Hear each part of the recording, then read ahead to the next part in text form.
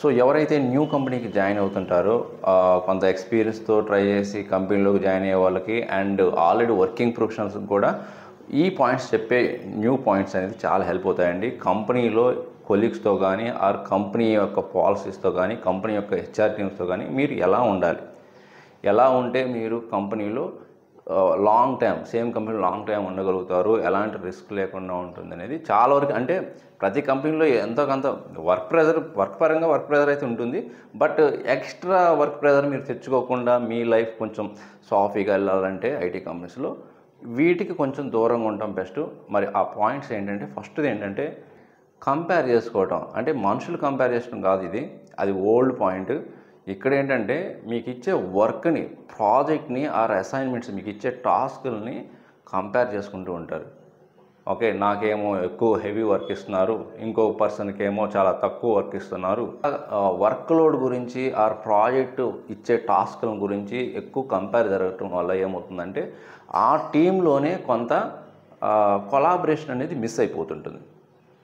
మరి మేము ఏం చేయాలి, నిజంగా నేను అలాంటి ప్రాబ్లం ఫేస్ చేస్తున్నాను అనుకున్నప్పుడు మీరేం చేస్తారంటే టీంలో కొలీగ్స్తో అసలు ఈ విషయం గురించి డిస్కస్ చేయకండి. నాకు వర్క్ ఎక్కువ ఇస్తున్నారు.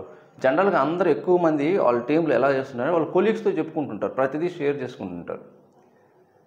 అవుట్ సైడ్ ఉన్నప్పుడు ఫ్రీ టైంలో ఇలాగ చెప్పుకుంటుంటారు. దానివల్ల మీకు ఏం రాదండి.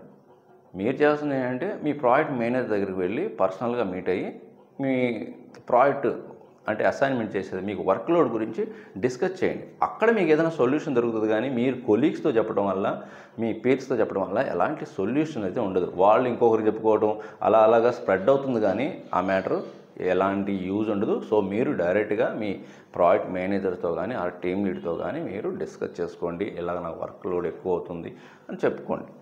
అండ్ సెకండ్ది, ఇది కూడా చాలా ఇంపార్టెంట్ అండి.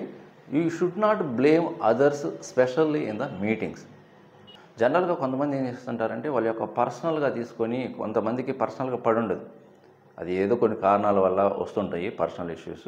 వాటి వల్ల ఏం చేస్తున్నారంటే మీటింగ్స్లో వాళ్ళు ఈ పర్సన్ని ఎలాగైనా బ్లేమ్ చేయాలి, ఎలాగైనా తప్పు పట్టాలి, ఎలాగైనా ఇతన్ని ఇరికించాలి అనే ఒక ఉద్దేశంతో ఈ మీటింగ్ టైం రైట్ టైం చూసుకొని అతని మీద ఏదో ఒక వర్క్ లోడ్ గురించో వర్క్ గురించో ఓకే ఈయన వల్ల ఎలాగ జరిగిందనో ఇలాంటివి చేస్తూ ఉంటారండి. అలాగ అసలు చేయకూడదు. మీరు అసలు ఇన్వాల్వ్ కాకండి. ఇలాంటివి మీకు ఏదైనా అవకాశం వచ్చినా కూడా దాన్ని ప్రైవేట్గా అండ్ రెస్పెక్టబుల్ వేలో ఆ ప్రాబ్లంకి సొల్యూషన్ని ఫోకస్ చేయండి, కానీ పర్సన్ మీద ఫోకస్ చేసి పర్సన్ని బ్లేమ్ చేయటం మాత్రం మానేసేయండి.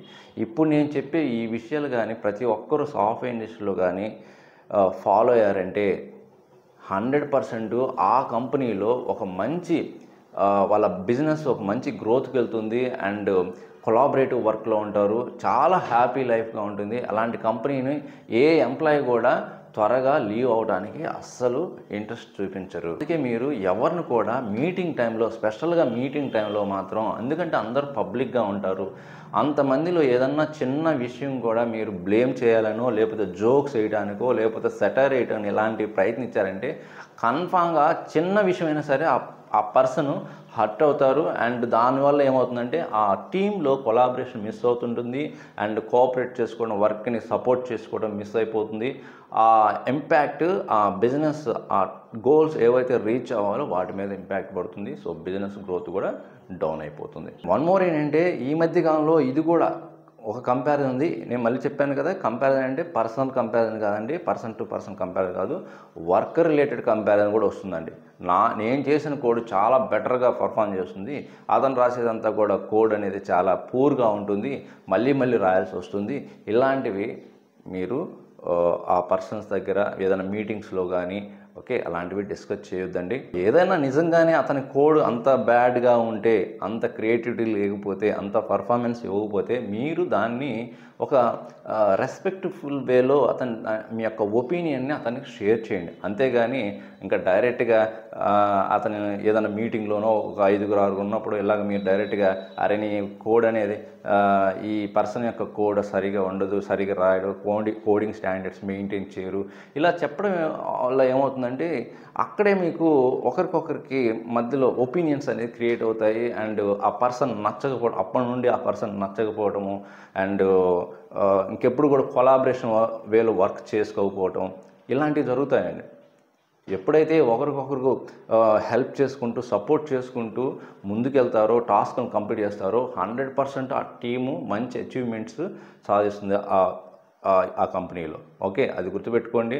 సో ఒకరి యొక్క other person are me colleague యొక్క వర్క్ని అంత ఈజీగా అతను ఏం చేస్తాడులే నేనే బెటర్గా చేస్తాను ఇలాంటివి మాత్రం చెప్పొద్దండి ఎవరితో కూడా. అది మంచి పద్ధతి కాదు. అండ్ కావాలంటే అతనికి తెలియకపోతే ఇంకా మీకేం తెలుసు అతనికి సపోర్ట్ చేయండి, హెల్ప్ చేయండి, నేర్పించండి, ప్రాక్టీస్ చేయించండి. నెక్స్ట్ పాయింట్ కూడా చాలా ఇంపార్టెంట్ అండి.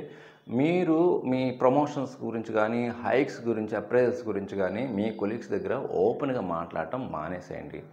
ఇన్ కేసు మీకు ప్రమోషన్స్ వస్తున్నా కూడా అది హైయర్ అథారిటీ వాళ్ళు సుపీరియర్స్ చూసుకుంటారు, సీనియర్స్ చూసుకుంటారు, నాకైతే తెలియదు, బట్ నా పర్ఫార్మెన్స్ బేస్ చేసుకుని ఇచ్చి ఉండొచ్చు అని అలా చెప్పండి. కానీ దాన్ని మీరు నాకు ప్రమోషన్ ఇచ్చారు, నేను చాలా హార్డ్ వర్క్ చేశాను అది ఇదని చెప్పకండి. ఎందుకంటే వేరే పర్సన్ కూడా మీ టీంలో హార్డ్ వర్క్ చేసి ఉండొచ్చు, అతనికి ఆ ఆపర్చునిటీ వచ్చి ఉండకపోవచ్చు మీకు వచ్చినంత appraisals or hikes. Okay, so అందువల్ల మీరు అలాగ డిస్కస్ చేయడం వల్ల ఏమవుతుందంటే ఆ పర్సన్ ఎవరైతే మీతో పాటు మీ కొలీగ్స్ వర్క్ చేస్తుంటారో వాళ్ళు కూడా ఈక్వల్గా చేసి ఉండొచ్చు, ఆర్ మీకంటే బెటర్గా కూడా చేసి ఉండొచ్చు. వాళ్ళకి ఇంకా అప్పటి నుండి ఏంటంటే వర్క్ చేయడం అనేది కూడా అప్పటి వరకు కష్టపడి చేసిన హార్డ్ వర్క్ చేసిన పర్సన్ ఇక ఎంత చేసినా కూడా ఆ పర్సన్కి ఎక్కువగా హైక్స్ వచ్చాయి, ప్రమోషన్స్ వాళ్ళకి ఇచ్చారు, నేను ఎంత ఎగిరెగిరి చేసినా కూడా నాకు ఇవ్వలేదు అనేది ఇంకా అక్కడి నుండి అతను ఆ వర్క్ ప్రొడక్టివిటీ అనేది చాలా తగ్గిస్తాడు. అండ్ ఇన్ టైంలో టాస్క్లు ఏమి కంప్లీట్ చేయరు. ఆ రోజు నుండి ఆ కంపెనీ ఆ టీం లీడ్ని కానీ ఆ కంపెనీ మీద కానీ ఆ టీం మీద కానీ వర్క్ మీద కూడా ఇంట్రెస్ట్ అనేది తగ్గిపోతుంటుంది. వర్క్ చేయాలి, కష్టపడాలి అనేది తగ్గిపోతుంది. ఎందుకంటే అతనికి తగ్గట్టు రికగ్నిషన్ రాకపోతే ఏ ఎంప్లాయీకైనా ఏ పర్సన్కైనా ఇదే ఫీలింగ్ వస్తుంది. సో అందువల్ల సైలెంట్గా ఎవరి వర్క్ వాళ్ళు చేసుకోండి. ప్రమోషన్స్ గురించి అండ్ అప్రైజల్స్ గురించి ఎక్కువ డిస్కస్ చేసుకోవద్దు. సో నా సజెషన్ ఏంటి మాత్రం ఆల్ కంపెనీస్కి ఆర్ హెచ్ఆర్ డిపార్ట్మెంట్స్కి ఎవరైతే ఫుల్ 100% కమిట్మెంట్తో వర్క్ చేస్తారో వాళ్ళు టాస్క్ కంప్లీట్ చేస్తుంటారు ఇన్ టైంలో హార్డ్ వర్క్ పర్సన్కి రికగ్నిషన్ కంపల్సరీగా ఇవ్వండి. అప్పుడే మీ కంపెనీస్ యొక్క గ్రోత్ అనేది చాలా బాగుంటుంది. ఎవరైతే మెయింటైన్ చేస్తూ మేనేజ్ చేస్తున్న వాళ్ళని తగ్గించడం better compare to hard work చేసే కమిట్మెంట్ పీపుల్ ఎవరైతే ప్రొఫెషనల్స్ ఉంటారో వాళ్ళకి తగ్గట్టు వాళ్ళ హార్డ్ వర్క్ తగ్గట్టు ప్రమోషన్స్ ఇవ్వండి అండ్ అప్రైజల్స్ ఇవ్వండి. 100% వాళ్ళు ఇంకా ఎక్కువ కమిట్మెంట్తో ఎక్కువ టైం అక్కడ స్పెండ్ చేసైనా సరే ఇంకా ఎక్కువ వర్క్ చేసి కంపెనీ యొక్క గ్రోత్కి బిజినెస్కి వాళ్ళు డెఫినెట్గా కాంట్రిబ్యూట్ అవుతారు. ఓకే, ఇలాంటివి మోర్ అండ్ మోర్ ఉన్నాయండి. మనం అప్కమింగ్ వీడియోస్లో ఇంకొక వీడియోలో డిస్కస్ చేసుకుందాం. ఓకే, ఇప్పుడు చెప్పిన పాయింట్స్లో మీకు ఏ పాయింట్ బాగా నచ్చింది అండ్ ఇవి కాకుండా మీరు ఇంకా ఏమైనా అడిషనల్గా ఫేస్ చేస్తున్నారా మీ ఆర్గనైజేషన్లో అనేవి కామెంట్ రూపంలో తెలియచేయండి. కంటెంట్ నచ్చితే మర్చిపోకుండా లైక్ చేయండి. మీరు లైక్ చేస్తే ఈ వీడియో చాలామందికి రీచ్ అవుతుంది. అండ్ మర్చిపోకుండా మీ సోషల్ మీడియాలో కూడా షేర్ చేస్తే ఇంకా చాలామందికి రీచ్ అవుతుంది. సో ఇలాంటి మరిన్ని useful technical videos and motivational videos and latest tech related jobs కోసం మన lucky tech YouTube channel follow అవ్వండి. సో ఇంకొక మంచి యూస్ఫుల్ కంటెంట్తో మళ్ళీ కలుద్దాం. Thank you very much.